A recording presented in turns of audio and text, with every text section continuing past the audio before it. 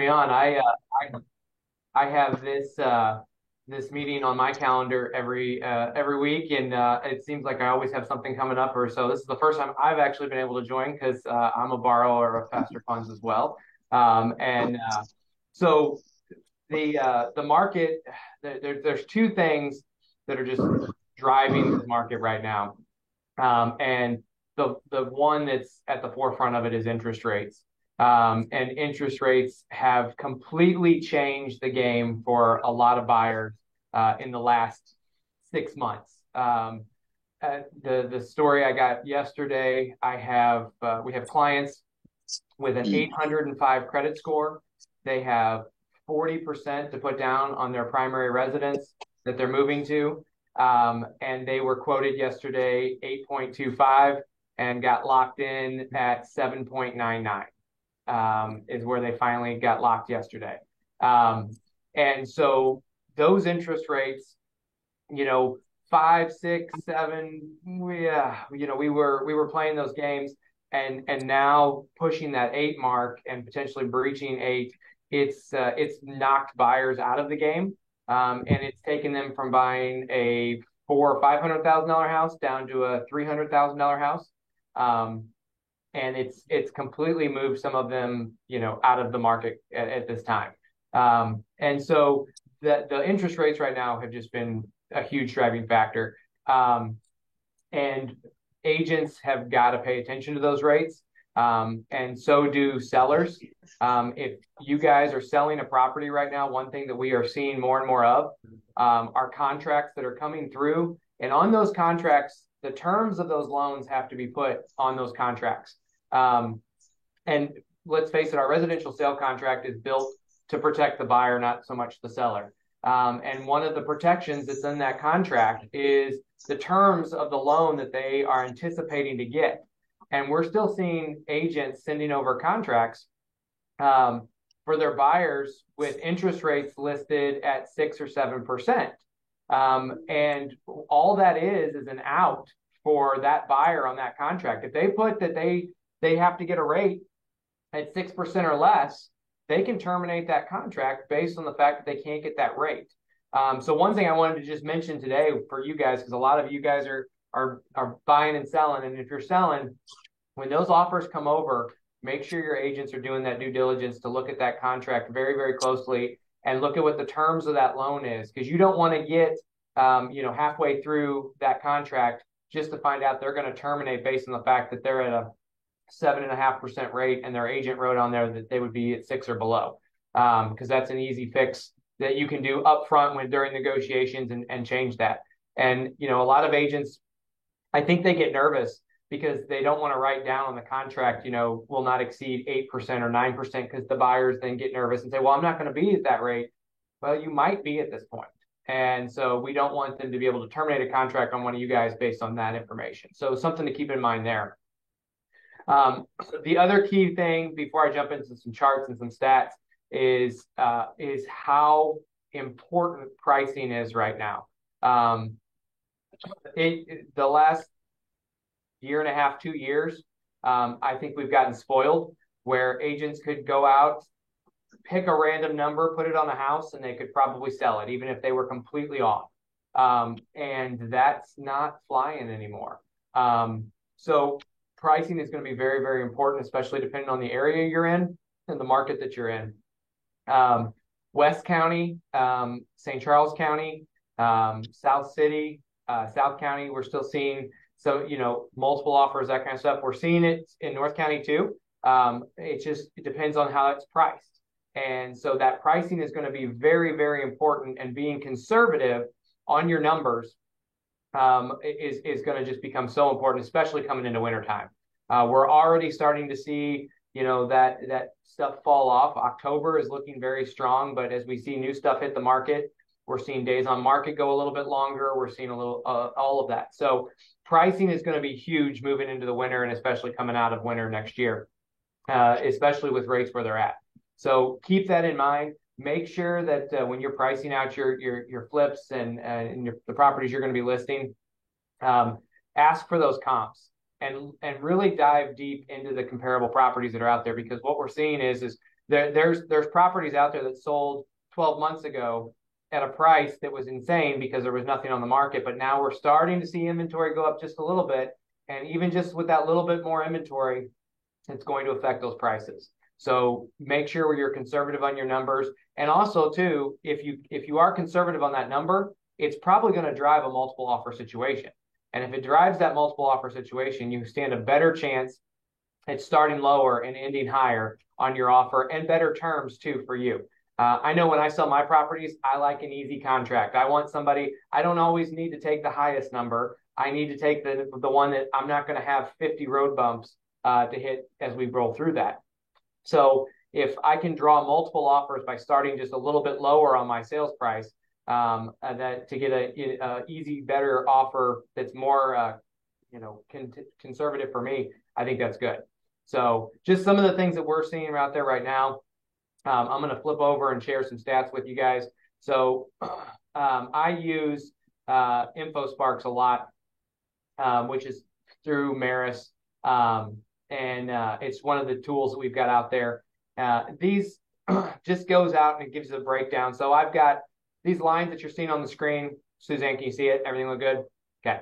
The lines you're seeing on the screen, you got three different colors. So the blue line represents St. Charles County, the yellow line is St. Louis County, and the green line is St. Louis City. So I focus on just those three for this call. And what this is it's a breakdown of residential property in these areas. And we're going to look down here at the bottom and we're going to walk through some of these different options that are out there. So average sales price, you can see this is just for the past 12 months where the pricing has been. So St. Charles County has been running the lead with the top pricing average sales price in our area. It ended September at $415,000 for the average sales price in St. Charles County, with St. Louis County coming in at 360 and St. Louis City coming in at 250. But you can see on the chart, I mean, we're seeing a little bit of a decrease for a couple months in a row in St. Louis County and St. Louis City. St. Charles County did continue to go up a little bit and then kind of leveling off. I think we're going to see more of a leveling off in St. Charles County as well. But part of that, what's the driving forces with these is just the inventory that's out there. And so, you can see new home sales. So St. Louis County, new home sales in September, we were at, or new listings, we were at 1,300, but starting to drop. St. Charles County, what's driving that high sales price in St. Charles County is just the lack of inventory. So you can see here in St. Louis County, we've got 1,300 homes listed in September. And in St. Charles County, we have 452. We listed a $250,000 3-bedroom, 2-bath, 1,100 square foot ranch in Lake St. Louis. It went coming soon 2 days ago.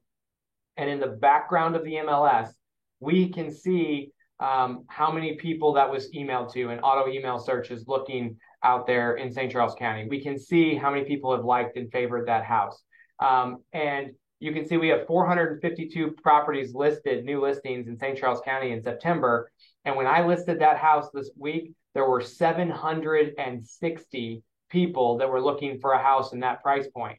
So this 452 houses in St. Charles County, that's everything. That's new construction listings that aren't even available yet. That's $1 million homes.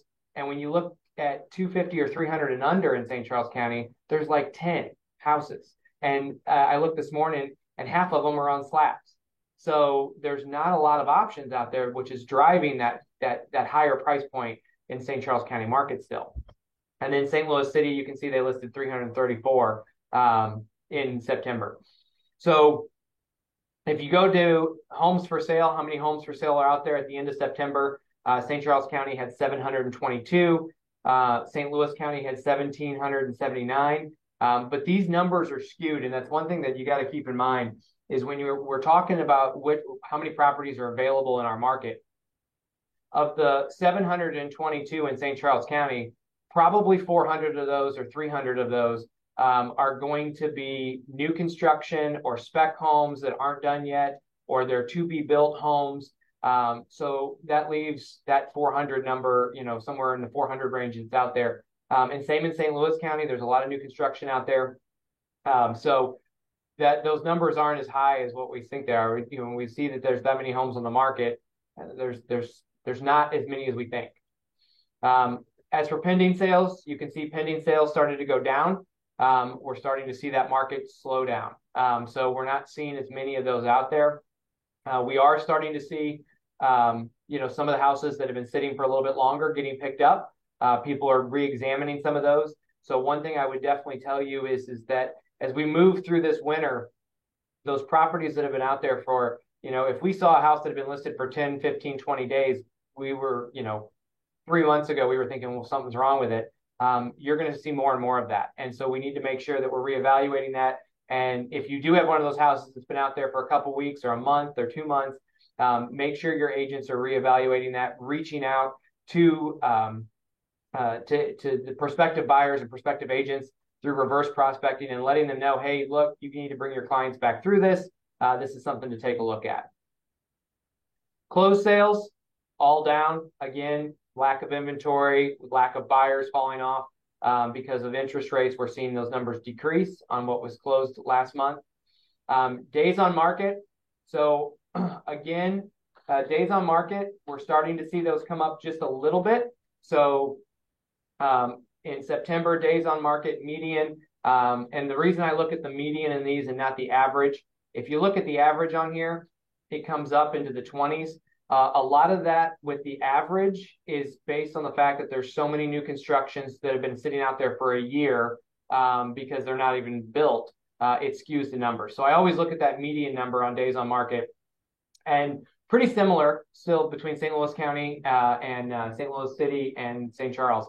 7 days median for St. Charles, 8 for St. Louis and St. Louis County and St. Louis City. We were typically, if you go back a few months, we got down to 5s and 6s. In St. Charles County, 4 days was pretty typical to see on market. And a couple of those numbers are probably skewed as well, simply because the fact that agents would do bidding periods.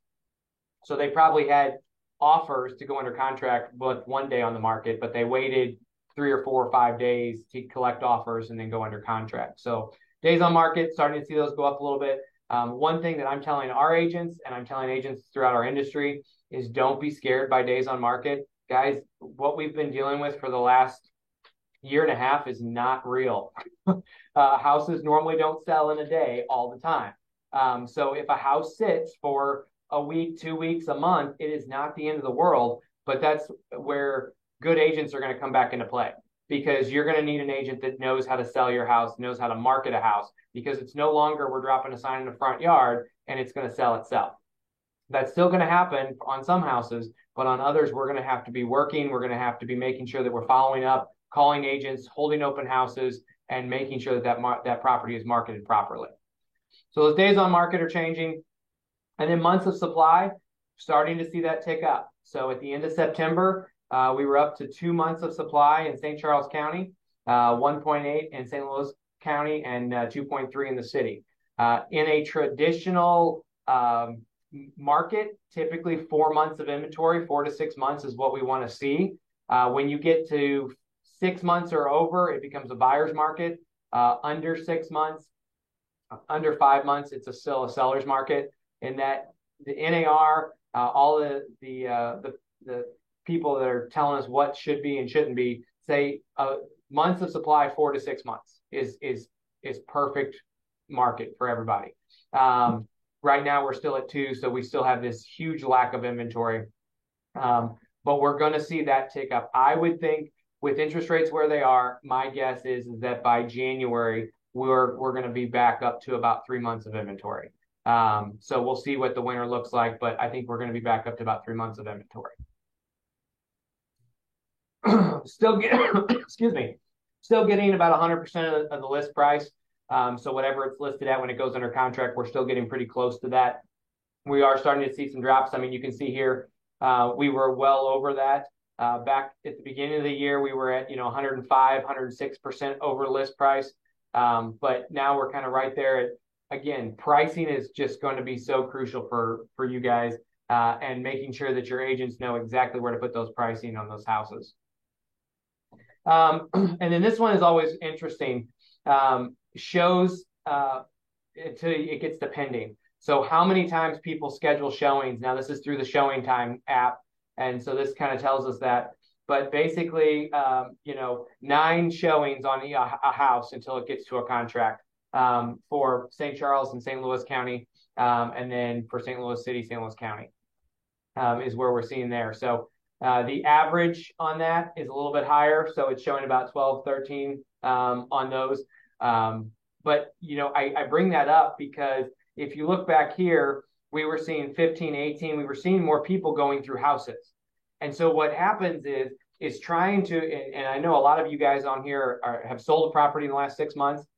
And when you list a property right now, and you don't have 30 people going through it in the first 2 days, everybody starts to freak out. And so one thing I wanted to get across to you guys today on this is we're not seeing 30 people going through. Some of them, yeah, we are. But there are properties where, you can see the median is, 8 to 9 showings and, on those properties before they go pending. So we're not seeing those crazy numbers. So when you see that you have a list of property and it's getting 1 showing today and 2 this, tomorrow and maybe 4 this weekend, that's what we're seeing right now. And, hopefully you list one of those that's in that really hot spot, which is the 300 and under price range in St. Charles County. West County right now, that 400, 500 and under too. St. Charles County, even the 400 range is still really hot. But we're seeing a lot more people, again, due to those interest rates, that they're having to scale back their number. So if they were originally shooting for 400, 450 in St. Charles County, now they're looking at, 300 to 325, 330. So just be aware of that. But don't freak out if you list a house and you get only a couple showings a day. It's normal right now. Okay. So, and then showings per listing, again, right now we're seeing pretty much, six of those in that range, be on each one. So don't freak out when those showings don't come through. But I think the big thing to watch is just going to be the inventory, keeping up with that and making sure that you guys, one thing that I'll tell you is you want to make sure that you are paying attention to what else is coming active in the areas that you're listing in. Because right now, if you are out there running a number that's not super conservative and you want to push the envelope, that's great. However, if a house down the street that's very similar comes on 20,000 under where you're coming on, it's really going to screw you. And we're going to have to watch those active listings. So make sure your agents are looking at what you're up against when you get ready to go live. Because I have a lot of agents that will look at comparable properties that have sold, but they don't look at what's active in the subdivision at that point in time. And so you really, really, really want to pay attention to that before you go active as well. So with that, bring me your questions. What do you got? Man, I just want to thank you for all of that. I feel like I had never thought about paying attention to rates on contracts. And I think that's a great point. I also want to point out, like, all of these things you're sharing. I have been getting a bunch of calls from borrowers lately where their houses just aren't selling. And I think it's because either they're trying to list things themselves and they're not a super engaged agent. It would be like me trying to list something. I'm an agent, but I don't do anything. So I shouldn't be listing anything right now because I don't know to pay attention to stuff like that. So I think it's more important than ever to find a quality agent and find a quality agent in that area, because that's going to be where they really make you money. Whereas the last couple of years, it hasn't mattered as much. But I think it's getting really critical now because a lot of the houses that I'm seeing sit for a month or 2 months or even 3 months that we're lending on, it's because I think they've just listed way, way, way too high. And people just aren't even looking at it. And I think a lot of agents, we've gotten spoiled. I mean, a lot of agents have really gotten spoiled over the last few years because they could drop a sign in a front yard and that was the extent of it. And right now, the quality of your photos on your listings is going to become huge again. People are looking at photos, and if those photos are cell phone pictures or they're terrible photos, people aren't going to go through that house, especially if it's listed at the top of that price point. So we have to start marketing again like we used to. We have to try to sell those houses, and we do that through the use of great photos, and then also by research.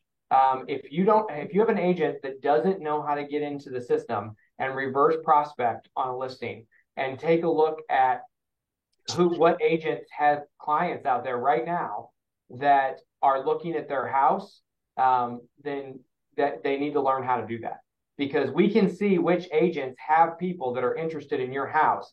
And it's, again, guys, it's our job to get people into that house. So if that house is sitting, I can guarantee you that we're on the phone or we're sending emails to those agents saying, hey, you've got a client that has clicked on this house and liked it or favored it or has viewed it 17 times. Why don't you take them through?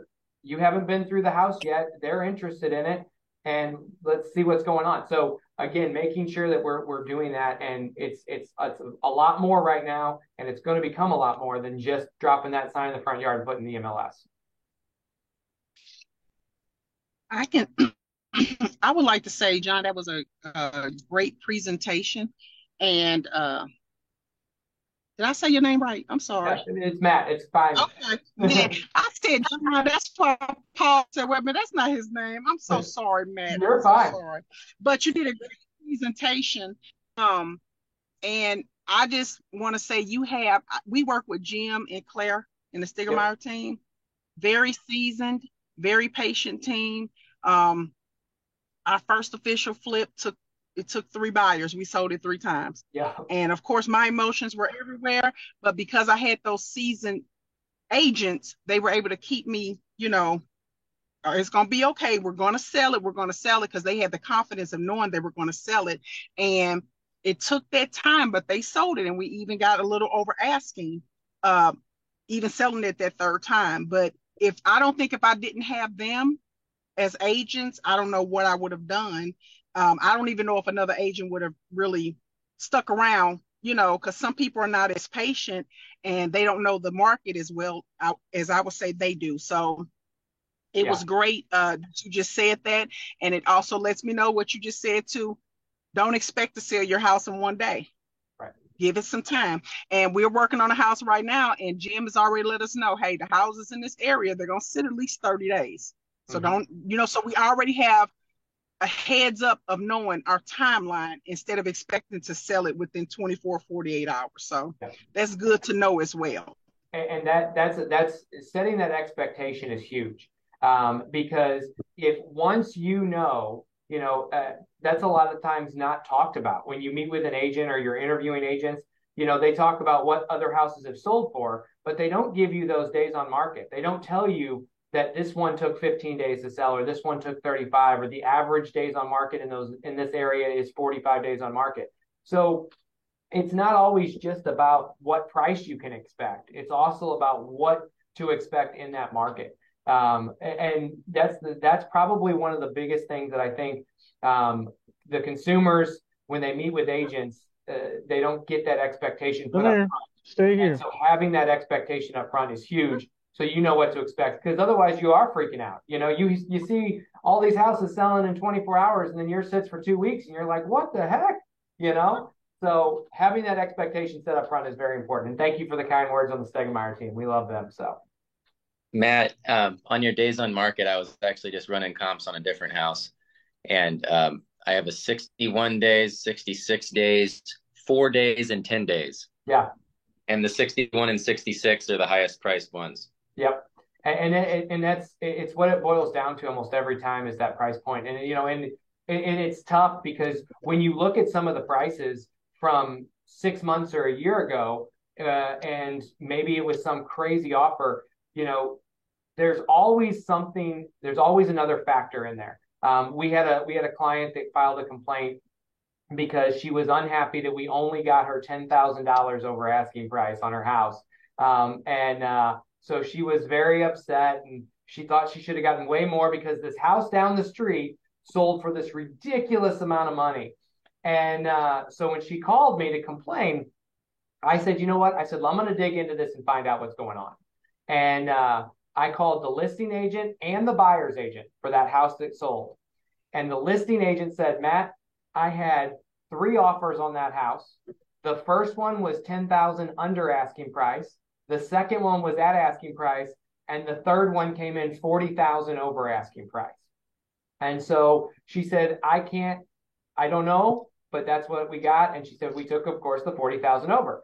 So I called the buyer's agent, who's a friend of mine, who I believe has probably used Faster Funds before. I called him and I said, are you nuts? I said, why the hell would you write an offer 40,000 over asking price when they only had 2 on the table and they were not over asking? And he said, Matt, they didn't care. He said the school district boundaries where that house was so small for the elementary school. The family had lost out on so many houses that they didn't care. They had the money. And so they made a ridiculous offer to ensure that they would get that house and be done with it. So is that a good comp? Absolutely not. That's a terrible comp. But that client saw that and said, that's what I want. Well, that's not a real comp. So having to dig into that is very, very important. Mike, you got a question? Yeah, Matt. I'm not investing in the area where I live, but I live in an area where the retail prices are getting ridiculous. Webster Kirkwood area. And I'm besides very professional photos, I'm also seeing this trend of like high-end video production. Yep. And just impeccable staging, and even to the point where people are this isn't an investment property that was just rehab, but I'm talking about people's primary homes. They're like literally moving out and repainting, and it's kind of like staging on steroids. I was just wondering if I know staging also makes the photographs and the video, a lot better, but I just wondered your thoughts on that trend, if we're starting to see that in other places. Yeah, and we are, and so definitely, I am a huge proponent of staging. It is some of the best money you can ever spend. I was fortunate enough when I got started a little over 11, 12 years ago now in the industry. I picked up a couple investors right off the bat, and after listing their houses for maybe a year, and this was back when the market was much worse than we are now.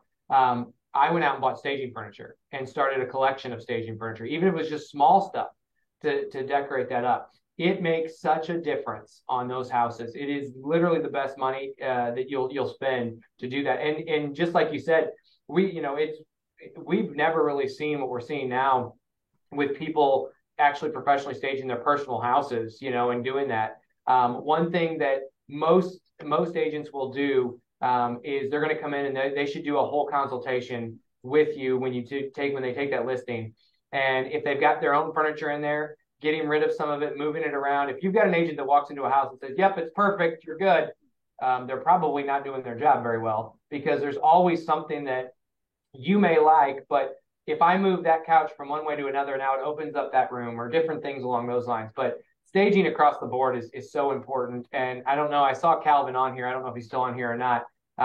Calvin just finished a flip, and they had it staged, and it was absolutely beautiful. And that staging is crucial, because I think we would have struggled without that. So I think they did a phenomenal job of getting that staged. So I think we're going to see more and more of that, and I think you're seeing it across the board.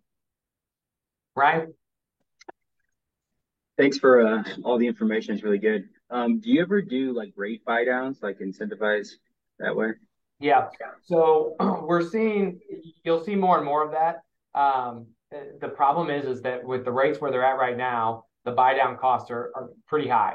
So if you're going to do it, the biggest thing is to have that conversation with the lender for the buy side of it. If you're selling a house and you want to just offer that credit, you can do that. And I think what you should do too is be open to not pigeonholing that money for a buy down. So what we haven't seen in a long time is sellers willing to pay closing costs for the buyer, because they haven't had to. Yeah, I mean, you haven't had to do anything for the buyers for the last 2 years. So if you're open to doing a rate buy down, I think the better way pose that in the listing is to say seller willing to pay a $5,000 closing cost credit, to the buyer to be used however they want, whether they want to use that as their, because there are a lot of buyers out there that they need that $5,000 or $6,000 assistance, not for the rate buy down, for just closing costs. And if they know that up front that you're willing to do that at that list price, it puts you above the curve on that. Mentioning the buy down on there is not a bad thing. I just if you're willing to give that money up for something, let them know that, hey, you could use it as a closing cost credit, or you could use it as a rate buy down, whatever works best for you. That makes sense. Thanks. Hi, I don't know how to raise my hand here. Yeah, So you're good, Mike. I'm just gonna blurt something out. Yeah. I want to circle back to the staging thing. So I have a product that we just finished, not just finished, finished a while back. It's on Larry, right? 360 Larry, and Emily and Suzanne know it fairly well. I've been married to this house for far too long, but anyway, we finally got it done about a month ago, and we did not stage it. I chose to not stage it because the cost of rehab got, frankly, too high.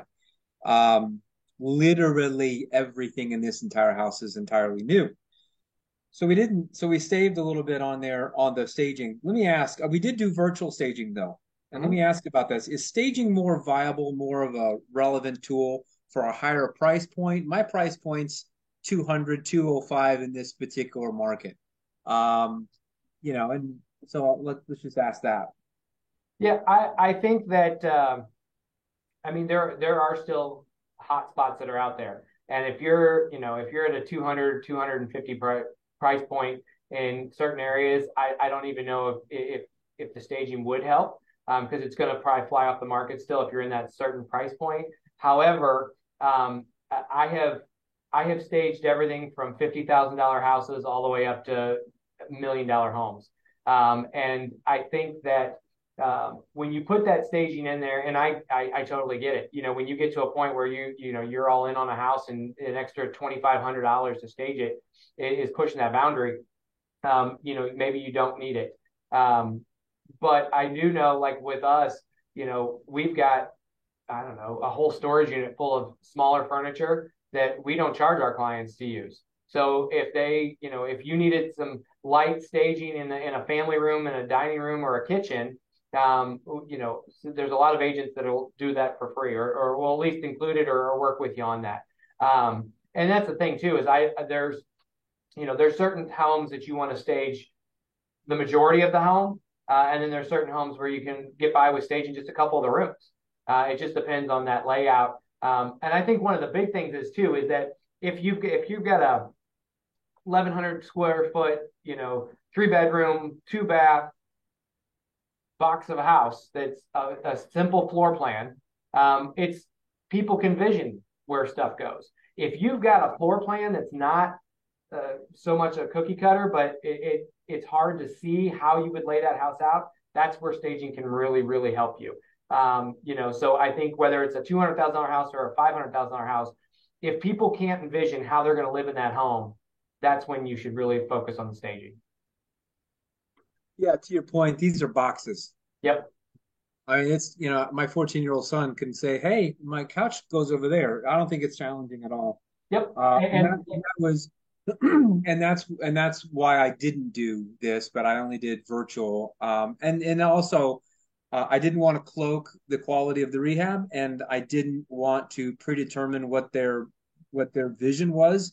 And I felt also that the staging on a house that size, that is 1,100 square, would take away from the largeness or the scope or the feeling of the house, in terms of size, because it's a small house. Yeah, and that's where those staging companies, getting a good staging company, if you're going to use one, getting a good one, or having somebody that has furniture that actually fits the space. Because I had a client that had flipped a house and had it staged by a company, and it almost looked like it was all of their leftovers. Like they just hodgepodge this stuff in the house. Yeah. And I felt like, and I had told my client, I said, I feel like the staging on this is actually hurting your house, because it looks like this was all their leftovers in their warehouse and they just put stuff in your house. So making sure that that stuff fits the space is very important. So, Larry, you got a question? Yeah, so I guess I'm kind of new to the staging or staging companies. Anybody in St. Louis area you recommend? Or when I'm talking to staging companies, what kind of price per square foot or how do they bill out? Yeah, it's normally by room, depending on how many rooms they're going to do. So Faster House, they use Enhance It staging. Enhance It is we use them quite a bit as well. So they're one of the staging company. I think is it Zazzle, or I think it's Zazzle is one of the other ones. They're Yeah. they're pretty good. There's a bunch of Design 241. I love Design 241. They're a great company. They do some great staging as well. So I think it's going out and before if you're going to use a staging company, I think too, ask them for, examples of what they've done or what they're going to put in your house. Staging that sells. Thanks, Micah, for throwing that in there. But those are, ask them for what they use, what they're going to put in there. Get some examples, get some pictures of what they've done previously, because there are some companies out there that just have a hodgepodge of stuff and they're going to show up and throw it in there. So, but yeah, Design 241 staging a South City house for me today. There you go. So, but yeah, not all staging companies are created equally, just like everything else, but there are a lot of good ones out there that'll do it, and they get some different bids too. Talk to the companies that people refer out to you. Suzanne put a link in there to the staging companies. Look at those, get some bids, and also too, focus on what you need in that house. Like I said, you don't need every bedroom staged and you don't need every inch of that house staged. Typically, if you've got a master bedroom you want to stage, a family room or a great room, the kitchen, some little stuff here and there throughout the bathrooms, you're typically pretty good. Hey Matt, can I just throw something else out? Some of these like I flipped a house in South City. That scenario reminded me when you were talking about price points. This was like $150,000 price point. My former partner and I argued about whether we should stage because we were over budget, and we decided not to. We had bad pictures, no staging. The house sat, and then we decided to bite the bullet. We staged it. Didn't spend a ton, but it does cost some money, and took professional photos, and when we re-put it on the market, it sold on the first day. Yeah. And we didn't change the price either. Yeah. So I became a convert of staging, and some of these companies, at least the ones that I talked to then, didn't even really charge you up front. They said that if they could get paid at closing. Yep. Which, if you're gonna, have net proceeds at closing, you can kind of pay for staging then if you don't want to outlay it, before. But that was my biggest lesson after my first flip was, stage it and just put it in the budget. And yeah. Well, and on the size thing, you hit it on the head, Matt. The right staging, I think, and I have a small house too. I think the right staging can make the house actually look bigger. Yeah. Even though that seems counterintuitive because you're putting stuff in it, but the right scale of staging, I think, enhances what you have. Yeah, no, I agree. And I'll go back and touch on, I can't stress enough the photos. It is so important. I mean, because the photos go everywhere. So yes. The photos that you're putting in the MLS are going to be represented on Redfin and Zillow and social media and everywhere else. And it's, we hired a social media director here at Magnolia this year. And so it's amazing when he goes to make posts about all your guys' houses that we're reselling and the new listings and all that stuff. He'll call me and he'll say, "Oh my gosh, these pictures, I can't use them." And and so we've had our own agents that we've had to have those conversations with and say, "Hey, we use a professional photographer. There's a reason for it. Yep. And that's something that should be done on every single one.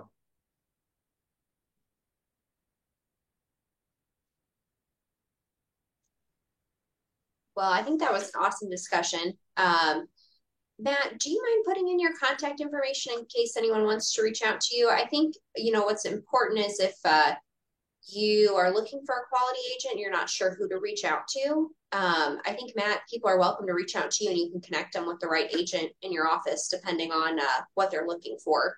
Absolutely. Yeah. And I'll put my cell phone number and my email address in there. And if depending on where you're at or what you're looking for, like I said, we've got lots of agents now that are all over the place.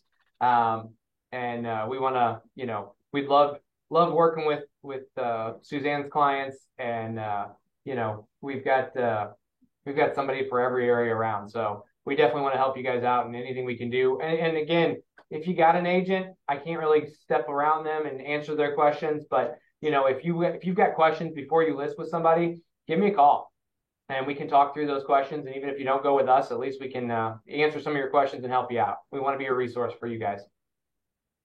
Yeah, and I think the other thing I want to point out, just because I have a couple people right now really struggling, is they always rehab in one part of town and then they go to a different part of town and want to use the same agent, and it's not always the same agent. They don't always have expertise in every part of town. So it's important to think about that, because we have a couple houses right now that are sitting, and it's just because the agent didn't know what they were doing in that market. Yeah. And we deal with the same thing with short-term rentals. Make sure if you're going to go out and buy a short-term rental, before you do, please make sure your agent has done their research on whether or not you can use that as a short-term rental. St. Charles City 63301, they have a moratorium on them for the next year. So, I had a person call me the other day and they were screaming and crying and kicking because their agent just sold them a house. They just closed on it. They went to apply for a license and they found out that they can't use it as an Airbnb. And so making sure that they know what those houses can be used for how you want to do it, because midterm and short term are so popular right now, but they can't be done everywhere. So yeah, that's a great point. Well, we have like 5-ish minutes left. Anyone have any other questions related to like Matt and listings or just in general before we wrap up? Can I ask a question? Yeah.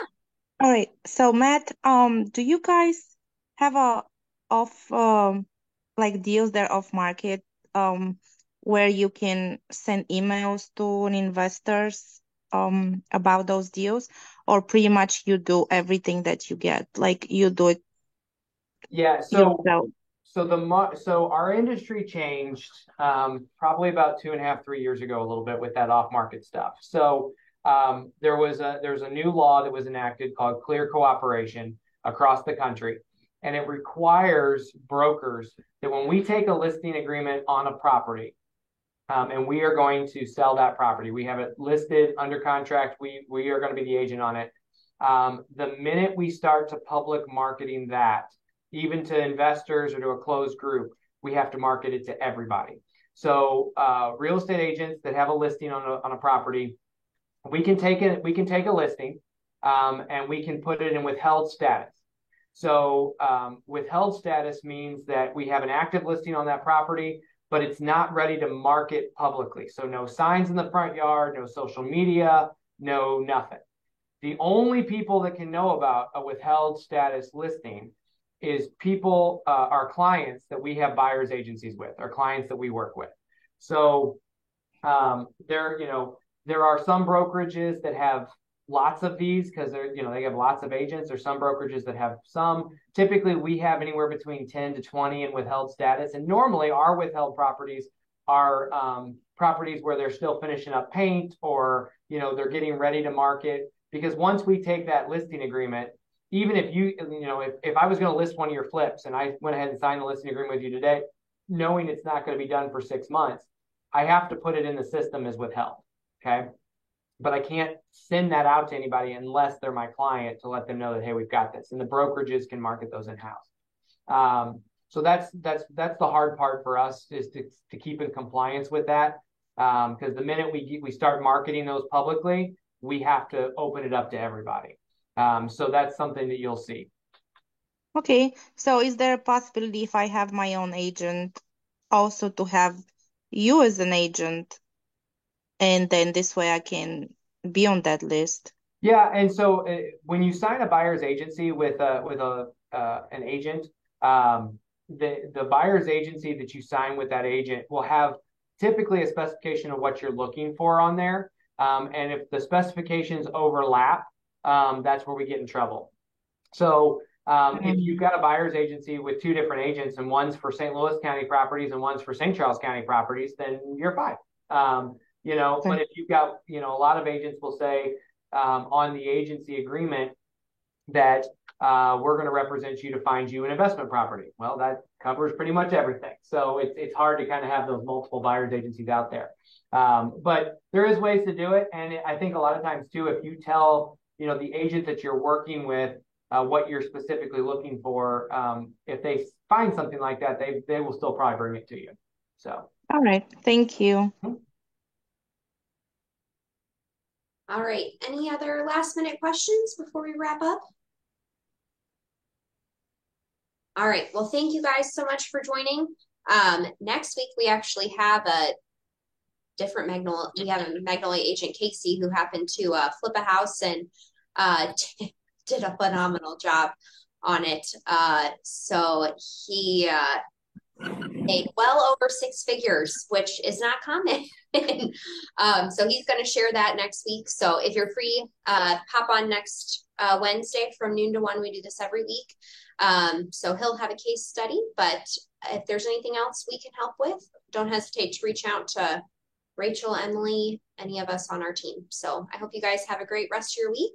And thank you again, Matt, so much. I really appreciate you and your time and all your knowledge. Absolutely. Thanks for having me, guys. I appreciate Thanks, it. Matt. Take care. Thank you. Thanks, Matt.